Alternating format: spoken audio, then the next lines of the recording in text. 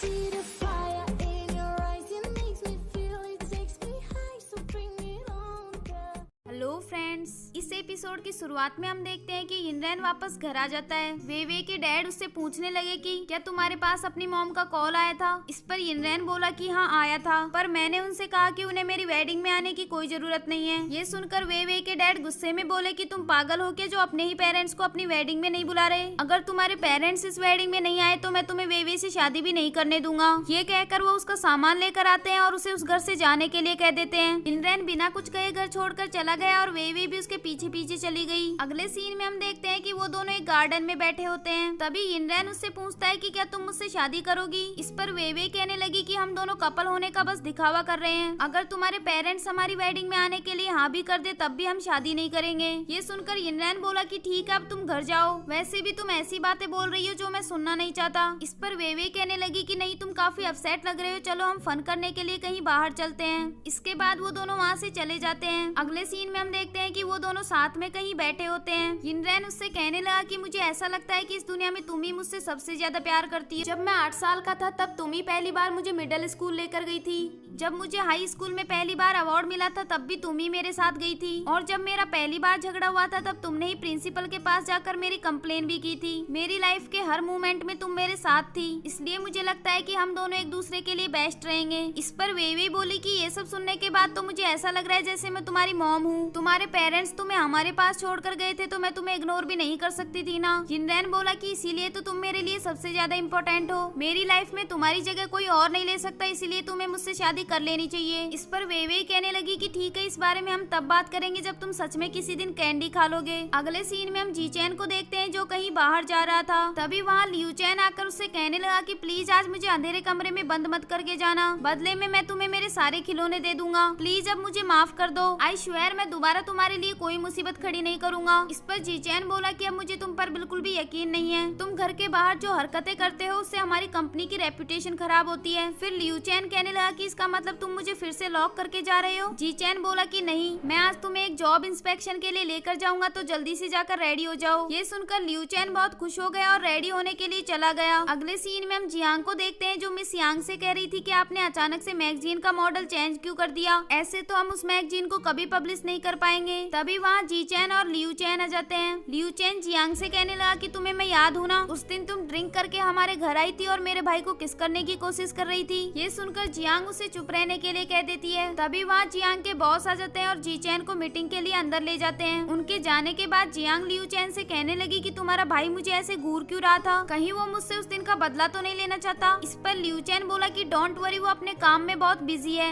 अगले सीन में हम यिनरैन को देखते हैं जो अपने दोस्तों के साथ बाइक रेस कर रहा था। रेस के बाद उसका फ्रेंड उससे कहने लगा कि तुमने इस बार फिर से एक नया रिकॉर्ड बनाया है, फिर भी अगर तुमने कंपटीशन में हिस्सा नहीं लिया तो सब कुछ वेस्ट हो जाएगा। तभी यिनरैन को फ्लैशबैक में एक सीन याद आता है जिसमें वे के डैड उससे कह रहे थे कि अगर तुम्हें वे से शादी करनी है तो तुम्हें फाइनेंशियली स्टेबल बनना होगा। अभी तो तुम सिर्फ पढ़ाई कर रहे हो, जब तक तुम्हें कोई जॉब नहीं मिल जाती तब तक तुम फैमिली कैसे स्टार्ट कर सकते हो। ये सब सोचने के बाद यिनरैन अपने दोस्तों से पूछने लगा कि अगर मैंने कंपटीशन जीत लिया तो क्या प्राइज में मुझे पैसे मिलेंगे। ये सुनकर उसके फ्रेंड्स सोचने लगे कि इसको पैसों की इतनी फिक्र कब से हो गई। इसके बाद यिनरैन वहाँ से उठकर चला गया। अगले सीन में हम देखते हैं कि वे और जियांग साथ में लंच पर आई हुई होती हैं। जियांग उससे कह रही थी कि हमारे बॉस ने मुझे उस मैगजीन की इंचार्ज बनाया था, पर मिस यांग ने मुझसे बिना पूछे ही उसके मॉडल को चेंज कर दिया। इस पर वे कहने लगी कि तुमने जी चैन से हेल्प क्यों नहीं ली। जियांग बोली कि तुम्हें क्या लगता है कि वो मेरी हेल्प करेगा, वो तो मुझे ऐसे घूर रहा था जैसे मुझे खा ही जाएगा। इस पर वे बोली कि मुझे तो ऐसा लगता है कि तुम दोनों एक दूसरे के लिए परफेक्ट मैच हो। जियांग बोली कि नहीं, उसे तो मैंने तुम्हारे लिए चूज किया था। वैसे ये बताओ कि तुम्हारे और यिनरैन के बीच क्या चल रहा है। वे कहने लगी कि हम दोनों ऑलमोस्ट कपल बन चुके हैं और मुझे लगता है कि हम दोनों जल्दी रिलेशनशिप में आ जाएंगे। अगले सीन में हम देखते हैं कि यिनरैन के कैंपस की कुछ लड़कियां वे के बारे में बात कर रही थी कि वो साइकोलॉजी की स्टूडेंट होकर ऐसा कैसे कर सकती है। उनकी इस गॉसिप को जिहान सुन लेती है और वो अपनी फ्रेंड से पूछने लगी कि ये लड़कियां किस बारे में बात कर रही हैं। तभी उसकी फ्रेंड बताने लगी कि एक लड़की ने वे की कंप्लेन की है। वे ने उसकी रिपोर्ट्स चुराकर कॉलेज का एग्जाम पास पास किया था। तभी वहाँ यिनरेन भी आ जाता है और जिहान उसे बताने लगी कि वे ने कॉलेज एग्जाम पास करने के लिए किसी लड़की की रिपोर्ट्स चुराई थी। अब वो लड़की प्रिंसिपल के ऑफिस में है और वे की कंप्लेन कर रही है। ये सुनकर यिनरेन वे के पास कॉल करता है, लेकिन उसका फोन बिजी आ रहा था। वहीं दूसरी ओर वे के पास उस कॉलेज के प्रिंसिपल का कॉल आता है, जो उसे जल्दी से कॉलेज में आने के लिए कहते हैं। अगले सीन में हम देखते हैं कि जिस लड़की ने वे की कंप्लेन की थी वो डेंग जी की सिस्टर है और डेंग जी प्रिंसिपल से कह रहा था कि वे ने मेरी सिस्टर की रिपोर्ट्स चुराई थी, तो अब आपको उस पर कोई एक्शन लेना होगा। तभी वहाँ यिनरेन और वे भी आ जाते हैं। यिनरेन डेंग जी से कहने लगा कि तुम क्या नॉनसेंस कर रहे हो, वे ने किसी की रिपोर्ट्स नहीं चुराई। इस पर डेंग जी बोला कि तुम यहाँ क्यों आए हो, तुम्हारा इस मैटर से कोई लेना देना नहीं है। तभी वे यिनरेन को वहाँ से बाहर भेज देती है। उसके जाने के बाद वे उस लड़की से कहने लगी कि मैंने तुम्हारी कोई रिपोर्ट्स नहीं चुराई थी, तुम्हारा और मेरा टॉपिक तो बिल्कुल अलग था, और अगर फिर भी तुमको ऐसा लगता है कि मैंने चोरी की है तो फिर पहले तुम कोई सबूत दिखाओ। तभी डेंग जी उसकी वीडियो बनाने लग जाता है और कहने लगा कि इस लड़की ने मेरी सिस्टर की रिपोर्ट्स चुराकर कॉलेज एग्जाम पास की थी, अब हम इससे जवाब मांगना चाहते हैं, लेकिन ये हमें कोई जवाब नहीं दे रही। तभी वहाँ के प्रिंसिपल उसे वीडियो बनाने से मना करते हैं और कहने लगी कि वे यहाँ की टॉप स्टूडेंट थी, तुम दोनों को जरूर कोई मिसअंडरस्टैंडिंग हुई होगी, फिर भी हम तुम्हारी सिस्टर को पोस्ट ग्रेजुएशन करने के लिए अलाउ कर देंगे। ये कहकर वो वहाँ से चले गए। उनके जाने के बाद डेंग जी वे से कहने लगा कि या तो तुम मुझसे माफी मांग लो वरना मैं ये वीडियो पोस्ट कर दूंगा। ये कहकर वो वहाँ से चला गया। अगले सीन में हम देखते हैं कि वे वहाँ से वापस जा रही थी और वो काफी ज्यादा अपसेट थी, क्योंकि अगर उसने कोई सबूत नहीं दिया तो वो पोस्ट ग्रेजुएशन नहीं कर पाएगी। तभी वहाँ यिनरेन आता है और उससे कहने लगा कि भले इस दुनिया में कोई भी तुम पर यकीन ना करे, पर मैं हमेशा तुम पर यकीन करूंगा। तभी वे उसे हक कर लेती है और रोते हुए कहने लगी कि मैंने कोई चोरी नहीं की है, अगर मुझे कोई सबूत नहीं मिला तो मेरा कॉलेज मुझे एग्जाम के लिए डिस्क्वालीफाइड कर देगा। मैंने इस एग्जाम के लिए बहुत मेहनत की है, यहाँ तक कि मैंने अपने डैड से भी झूठ बोला है कि मैं प्रेग्नेंट हूँ। मुझे समझ नहीं आ रहा है कि मैं उन्हें फेस कैसे करूंगी। अगले सीन में हम देखते हैं कि वे यिनरेन के घर आ गई थी और वो वहाँ अपने हेयर ड्राई कर रही थी। तभी यिनरेन वहाँ आकर उसे कॉफी पीने के लिए दे देता है और हेयर ड्रायर लेकर उसके बाल सुखाने लग जाता है। फिर वो उससे कहने लगा कि तुम मुझे अपना बॉयफ्रेंड मानती हो या नहीं। वे ने इस बात का कोई जवाब नहीं दिया। इसके बाद वो उसके बालों को अच्छे से ड्राई कर देता है और फिर कहने लगा कि मैं तुम्हें बहुत लाइक करता हूँ, तो क्या मैं तुम्हें किस कर सकता हूँ। तभी वे कहने लगी कि मैं आज बहुत थक गई हूँ और अब मैं सोने जा रही हूँ। ये कहकर वो वहाँ से चली गई।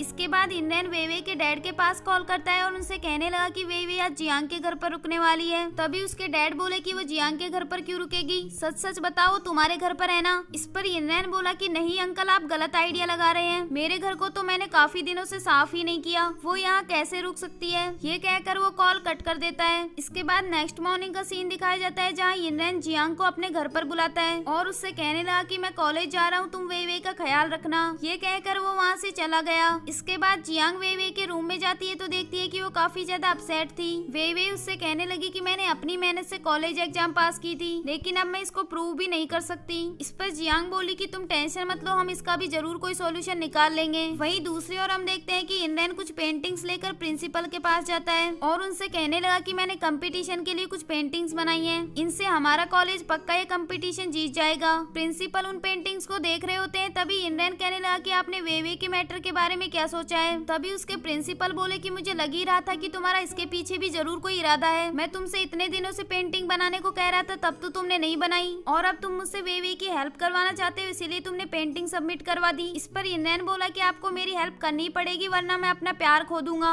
अगर मेरी इंस्पायरेशन ही चली गई तो मैं कभी भी स्टडी नहीं कर पाऊंगा। इस पर उसके प्रिंसिपल बोले कि ठीक है, पहले मैं पेंटिंग्स चेक करता हूँ, अगर ये अच्छी हुई तो फिर मैं तुम्हारी हेल्प करने के बारे में सोचूंगा। पेंटिंग्स देखने के बाद उसके प्रिंसिपल उससे कहने लगे कि ठीक है, हम वे के मैटर के बारे में डिस्कस करेंगे। वो यहाँ की काफी अच्छी स्टूडेंट थी और यहाँ का स्टाफ अभी भी उस पर ट्रस्ट करता है, हम जल्द से जल्द इसका कोई सॉल्यूशन निकाल लेंगे, पर तब तक तुम डेंग जी के साथ झगड़ा मत करना वरना मैं तुम्हारी हेल्प नहीं करूँगा। ये कहकर वो वहाँ से चले गए और इसी के साथ ही ये एपिसोड भी यही एंड हुआ।